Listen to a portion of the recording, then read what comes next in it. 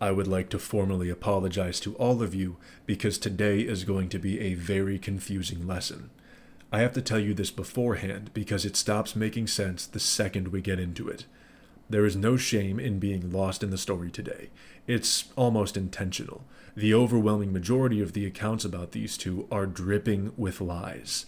Nothing will fit together because every story from them is as far-fetched and unbelievable as the last. Not to mention they're all completely unrelated and entirely fabricated.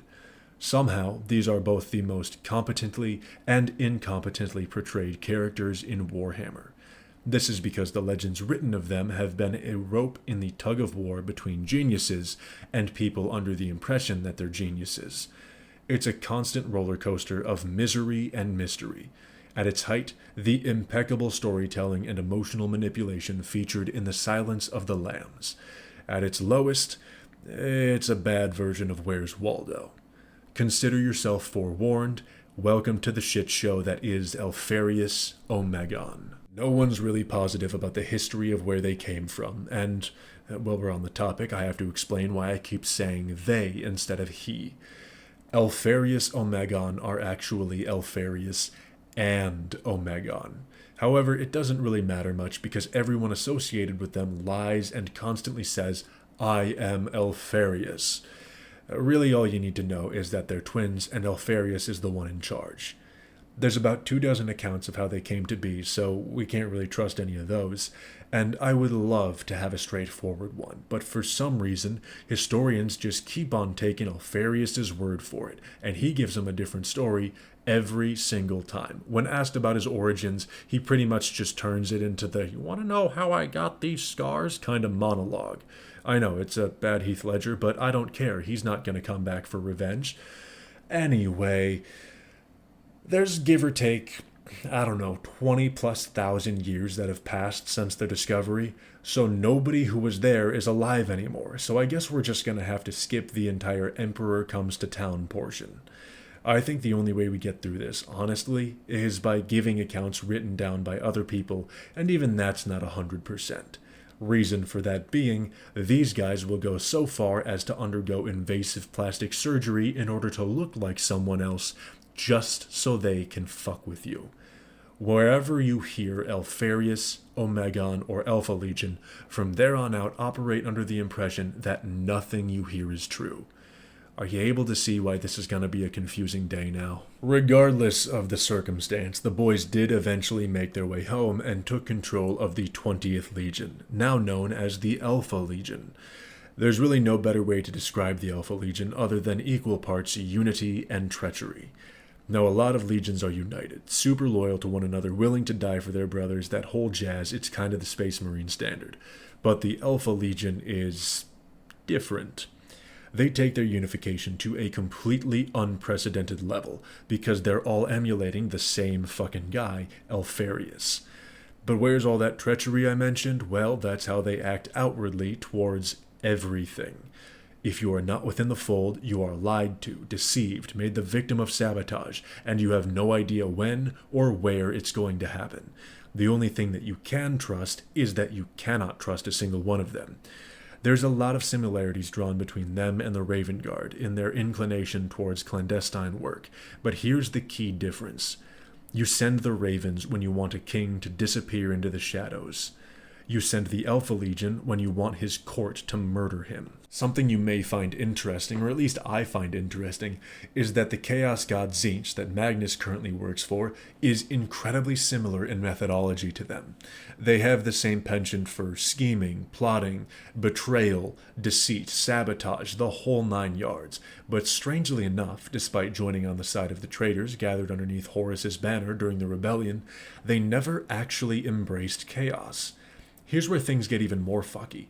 The Alpha Legion's philosophy in betraying the Emperor is, well, I suppose curious is an okay word to describe it.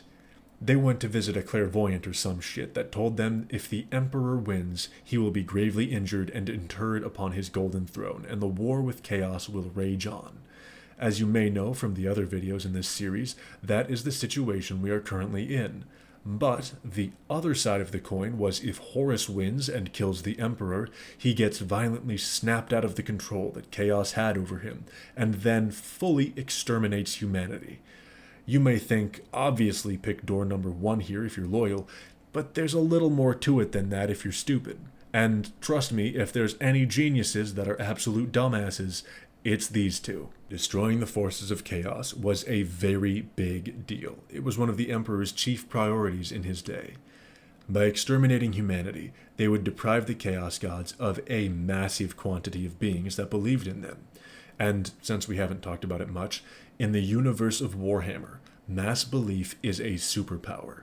If you get enough people to believe in you, you're going to get all juiced up with the powers those believers think you have, whether they be good or bad. If the human race was to be wiped off the slate, the forces of chaos would get a downright cataclysmic emptying of their primary gas tank, possibly resulting in them fading out of existence. Or at least that was the way the fortune teller phrased it. So the Alpha Legion considers themselves loyal, with their cause for betrayal being some grand plan to hit the fabled reverse double cross on the Chaos Gods. I'll be real, I'm pretty positive that's a crock of shit. The Emperor did focus on eradicating the forces of chaos. It was very important for him, but it was always meant to be done for the salvation of humanity. If humanity is the sacrificial lamb to make chaos stop existing, that's just attempting to weigh out a negative with a positive of the same value. I think it really boils down to these guys loving betrayal and sabotage, and they saw a chance to take part in the galaxy's greatest betrayal, so they couldn't resist. So, what did they actually do in the war? How big was the impact? Well, their crowning achievements would be gatekeeping the Space Wolves, White Scars, and Raven Guard legions from having a broader impact upon the Civil War by means of sabotage and illusion. Here's the thing. Most other legions could beat the shit out of the Alpha Legion as well as their Primarchs. And here's the problem. In order to do that, you have to find out who they are, which is such a pain in the ass it's going to take as much time as fighting a legion normally.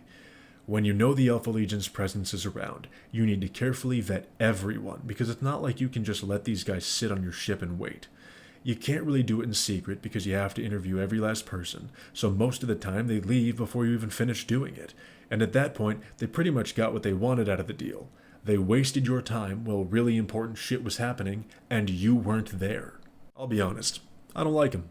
I'm a deeply mistrusting person as it is. I don't need to sit and wonder if someone else is wearing my friend's face. Here's the thing, right? Imagine you just got notified there's Alpha Legionaries on your ship. Everyone has to go through an in-depth personal vetting process, orifices and all. Now, hopefully, this gets 100% assurance you know who is who, but we're realistically looking at about 86-87% accuracy out of this whole deal. That's not even taking into consideration that someone doing the analyzing isn't working for them. So you might go through that whole process and you're super sure you found the right guys, but sometimes you're just going to pick wrong and beat Steve and Dave to death. And this whole time you've been fiddle fucking around, the Alpha Legion is just sitting there watching it, knowing they just sidelined you for a month. Okay, rant over. It's about to get more confusing again. It's time to talk about the potential death of Alpharius. The Alpha Legion wanted control over Pluto because it was a hub for surveillance and close to the Earth in the final days of the war. They orchestrated all sorts of rebellions to occur at the same time and distract the Primarch assigned to defend the solar system, Rogel Dorn. They were under the impression that everything would go swimmingly, and Dorn was way too far from Pluto to have a chance of getting there before the battle was done. Lo and behold, Dorn found a copy of Fast and Furious 3 somewhere in the archives, and this crazy son of a bitch used gravity to Tokyo drift a fucking space station across a solar system and park it right in front of Alpharius. Dorn then immediately teleported about 30 yards away from where his brother was standing. Both of them, surrounded by their personal guards, they got straight to throwing hands. Now, these two never really liked each other because of one's propensity to always tell the truth and the other's penchant for constant lying, but Dorn got straight up medieval with this shit. He baited in Alpharius, shoulder-checked him into a wall, cut off both his hands, tore his chest plate open, used Alpharius' own spear to impale him, and then slammed his chainsword right into the crown of his brother's head. What the fuck, man? Dorn, bud, I was not familiar you had game like that. As a result of this, the Alpha Legion was left without a Primarch, so Omegon took up the mantle and his brother's name. We're pretty sure this one is true, but I really don't know anymore because several body doubles had already been killed at this point, and they all looked exactly the same. And it doesn't exactly help matters that apparently Guilliman killed Omegon, but this one's not fervently confirmed. Without absolute undeniable confirmation, you can't really rule either of them to be dead at this point. If you want to play it safe, say one is probably dead and the other is debatable. After the Civil War's conclusion, they're not doing anything particularly nefarious, and by they I mean the Alpha Legion. They're just traversing the galaxy fucking around. Just a couple of guys roaming the vast expanses of the universe, trolling people, and, well, that's pretty much it, to be honest. If anyone asks you about the Alpha Legion, just say you don't know, because no one really does, and I think that's the whole point. But there you have it. Alpharius and Omegon, the evil twins. Thanks for sticking around. Tell me how you feel about either of these fellas. Each day moves us closer and closer to Space Marine 2 reaching the public, and I've got my fair share of plans for that, so don't worry, things will start getting interesting soon. Since there's less than a month left, the order is going to be Lorgar, Horus, maybe the Emperor, then we're going to branch out beyond the humans if we have extra time. I do want to talk about the bugs. With that being said, thank you for watching. Have a good night.